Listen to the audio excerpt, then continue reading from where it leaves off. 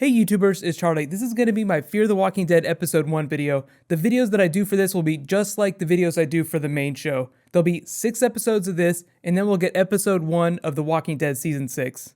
And just a quick reminder, new round of the giveaway starts now. All you have to do to enter is be a subscriber and leave a comment on this video. Just to explain what's going on with this show, like if you're confused about why they're doing a spin-off show, they wanted to tell more Walking Dead stories inside this universe, but they don't want to do the exact same thing that they're already doing on the main show. So they got a new cast of characters, they use a new location, and it's set when Rick is in the coma. That's when it picks up. Eventually, this show will catch up with the main show in the timeline, but it's set in LA, and the survivors are in Washington, D.C. now, so don't expect any of the actors to cross over between both shows. Just have some fun knowing what's right around the corner for some of these spin-off characters. And as we saw in the first episode, they did speed things along pretty quickly. Things are going to shit really fast. I think when they first announced the show, my biggest fear was that we weren't going to see any walkers for like 6 episodes, and that is totally not the case. So just careful for spoilers. If you haven't seen the episode yet, I'm going to do my top 10 moments and then do like my final thumbs up, thumbs down on the premiere. Starting with number 10, Druggy Walker Communion. Great way to open the series. It looks like Nick's character here is auditioning for The Flash Season 2. I guess maybe there's fewer walkers up in Vancouver right now where they filmed that. Seriously, Nick spent like half of this episode running. I bet you whenever they were auditioning actors, they were like, okay, you're going to be running a lot, so we hope you are physically fit. LA is most definitely not a pedestrian-friendly city. I think the reason that they opened on a walker is just to let you know, yes, there are going to be walkers in this series. They're going to have a lot more skin than the walkers in the main show. Moving on to number 9, meet Travis and Madison's family. Very, very broken family, but still family nonetheless. What really sets the characters in this series apart from the characters on the main show is that on the main show, nobody really knew each other that well when they first came together. But the spin-off show is going to follow like this core family unit, or this kind of amalgam of families. You basically got 2 different people that are divorced that have come together. Kim Dickens' Madison character and Travis's character, played by Cliff Curtis. They're like the 2 leads, but they're both divorced and they have kids from other marriages that are all just trying to figure out how to get along. The reason I think that they opened on Travis fixing the sink is so that you know that he is a handy person. Like, he has skills that will help him survive in the apocalypse. That's really what this whole first episode was about, showing you that the characters have certain skills that will be helpful, whether it be stealing things, or critical reasoning, or investigative abilities. Moving on to number 8, meet all the characters at the school, which is just a bomb waiting to go off. Both of the main characters work at the school, if that wasn't clear. Travis's character is a teacher, looks like English lit teacher, and Madison's character I think is one of the guidance counselors. So we meet like a couple of the other big characters there though. There's the principal, who won't stop talking about the flu shot, which makes me wonder if the flu shot actually helped the virus spread around the world really fast, especially if the virus accidentally came from some pharmaceutical company. Tobias is really like the most interesting character in this situation though. He's like one of those kids that nobody listens to, the Lisa Simpson. You're going crazy, no, we're not giving you your knife back. Which is why way later in the episode when everyone bails in the school and he gives her that I told you so look is really satisfying. But everything's going to shit, so you're not really celebrating. Moving on to number 7, meet Travis's ex-wife and his son Chris with her. They weren't really big in this episode, so I'm expecting them to be much bigger in next week's episode, just because it seems like these 2 families are going to be coming together. Like Travis is trying to build this new life with Madison and her family, but he's still got his family that he's trying to deal with.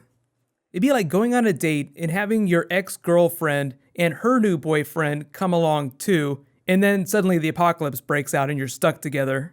Sounds like an awesome date. Almost as awesome as this church date that Nick went on. Moving on to number 6, Alicia and Matt tease that they're going to be having a party because his parents are out of town.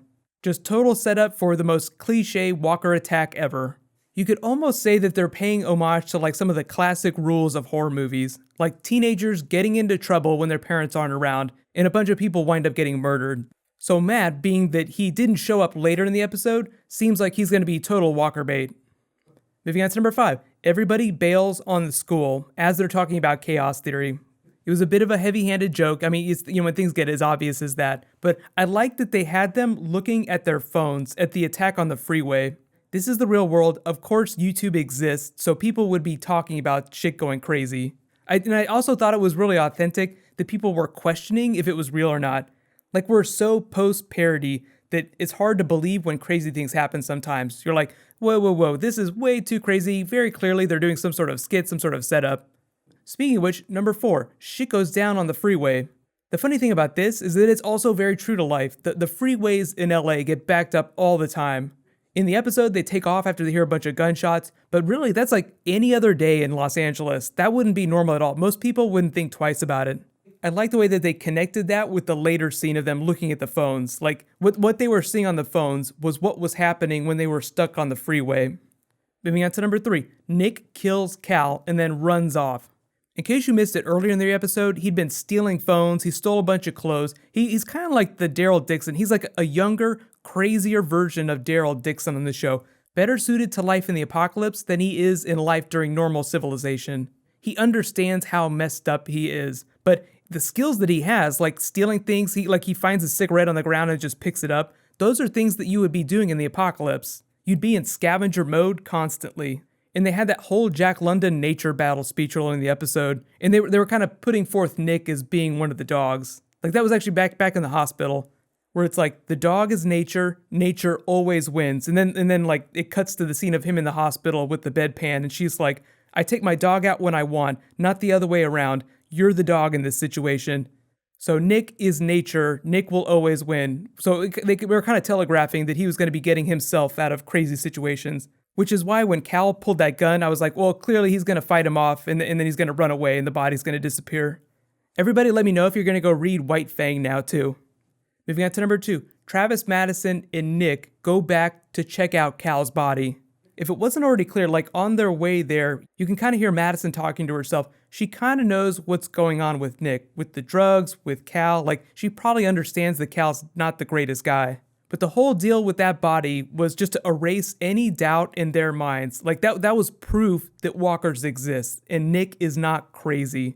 That's why they had him like run over him 3 or 4 times, and then he kept getting back up. That last time that he hit him with the car and it knocked him way far away, that actually knocked his foot off and like the bottom half of his jaw. So like, when he turned around, that was proof for the characters that zombies exist. Or, obviously we're talking about walkers in the Walking Dead universe. And finally, my number 1 WTF moment, the preview for the rest of the season. As you can see, small sub-communities are going to give rise to certain characters that'll try to take power. The military moves in. It'll be kind of like a crazy version of Woodbury.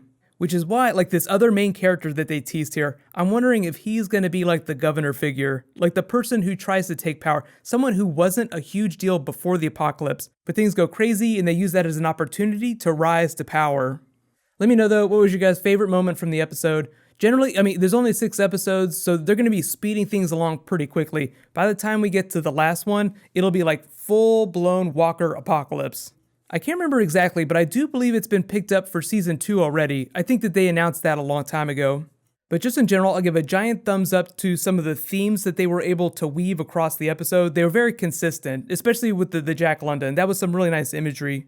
Big thumbs up for the actors they cast. Kim Dickens is one of my favorite actresses. She plays certain types of characters, so I feel like she works better in this context than she would on the main show. She's kind of like a slightly more hardcore version of Carol Pelletier before the apocalypse. You remember how different Carol was before the apocalypse.